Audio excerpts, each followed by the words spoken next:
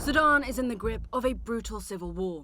The government-aligned Sudanese armed forces are fighting for control of the country against the rival paramilitary Rapid Support Forces, or RSF. Almost 3 years of bloody fighting has led to the world's worst humanitarian crisis. And in recent weeks, atrocities committed by the RSF appear to have reached new extremes, with thousands reportedly killed. Under the command of rival generals, both sides have been accused by the United States and the UN of war crimes. But abuses carried out by the Sudanese armed forces, who are under the command of Sudan's de facto leader, have been largely unreported and left in the shadows. Now, a joint investigation by CNN and investigative newsroom Lighthouse Reports has uncovered a campaign of ethnically fueled atrocities targeting non-Arabs, carried out by the Sudanese armed forces and their allies across Sudan's Jazeera state. The evidence is harrowing. Bodies, like in this video, thrown into canals, some stripped, others with their hands tied, other victims buried in mass graves, and farming communities torched. Anyone who appeared to be Nuba, from Western Sudan or from the south, was immediately shot. It's a campaign that was orchestrated from the top, 4 well-placed sources, including serving security officials, tell us. They say an official within Sudan's General Intelligence Service was involved in coordinating the attacks in Jazeera state. And one of those sources told us Army Chief Abdel Fattah al-Burhan was made aware of the killings. January 2025, Jazeera state. The Sudanese armed forces are advancing to recapture the strategic city of Wad Madani from the RSF. But as they converge on the city, atrocities are unfolding. Video geolocated by CNN shows advancing troops stopped in the village of Kariba. Here they detain and assault young men, accusing them of belonging to the RSF. As troops advance towards the outskirts of Wad Madani, the violence continues to intensify. We verified several videos captured at this intersection, known as Police Bridge, over a period of days, reconstructing evidence of an eventual massacre. In this video, we see deadly clashes between army forces and RSF fighters who were ambushed as they fled Wad Madani. The aftermath is distressing. Bodies scattered across the street, some wearing the light fatigues of the RSF. Others are dressed in civilian clothing. In another video, a man is seen beaten and bloodied on the ground, surrounded by soldiers. He is injured and appears to be unarmed. Just seconds later, he is hit by a volley of gunfire.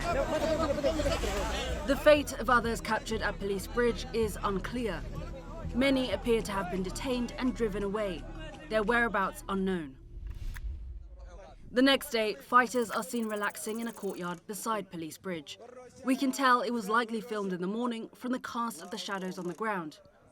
The intersection appears to be cleared of the bodies seen earlier, suggesting that the Sudanese army has regained control and armed combat in the area is now over. But in just a matter of hours, this.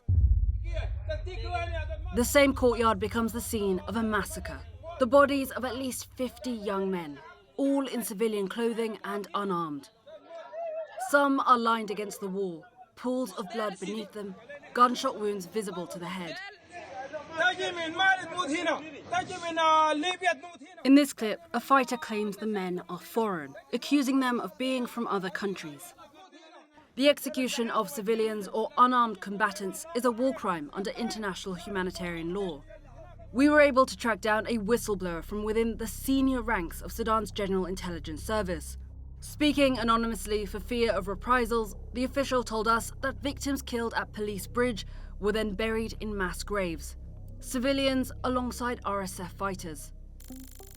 An allegation we then verified through satellite imagery, reviewed alongside the Yale School of Public Health's Humanitarian Research Lab. Here you can see 5 new patches of disturbed earth at Police Bridge in the days following the alleged killings.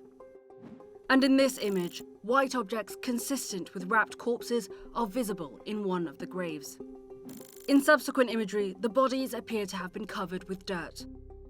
But mass graves were not the only method used by the Sudanese armed forces and their allies to dispose of the bodies of their victims. We spoke to a second whistleblower from Sudan's intelligence service. He told us that some of those accused of collaborating with the RSF were shot, and then thrown into canals. Just 4 miles away, in the village of Bika, the whistleblower said bodies were thrown into the water, some while they were still alive. Days later, Sudan's de facto leader al-Burhan addressed his forces behind the very canal where, according to the official, the bodies were dumped. Satellite imagery captured in May, after water levels receded, shows what appeared to be dozens of bodies on the canal bed, meters from where the army leader had stood.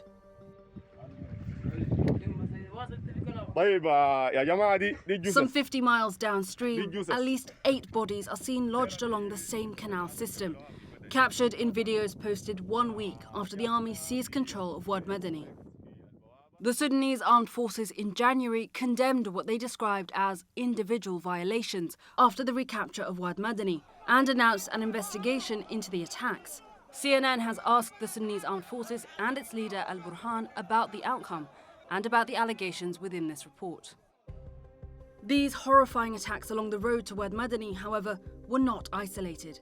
They formed part of a wider campaign of ethnically targeted assaults carried out on at least 39 villages across Jazeera state, which targeted the Kanabi, a non-Arab farming community often labelled by Arab-aligned militias as Black Sudanese. They agreed they don't want any black people here. They said, "We want to kill everyone. We will not leave anyone." They were shot in the chest, near the heart, and in the back. Every few days, the canal would bring 1 or 2 bodies. A member of a UN fact-finding mission described the military campaign to CNN as a, quote, targeted extermination of people along ethnic lines, in some cases amounting to what they described as ethnic cleansing. It's an allegation that has also been laid against the RSF during this war. Months after the atrocities in Jazeera state, there is no sign of accountability. And for now, justice for the victims remains out of reach. Nada Bashir, CNN in London.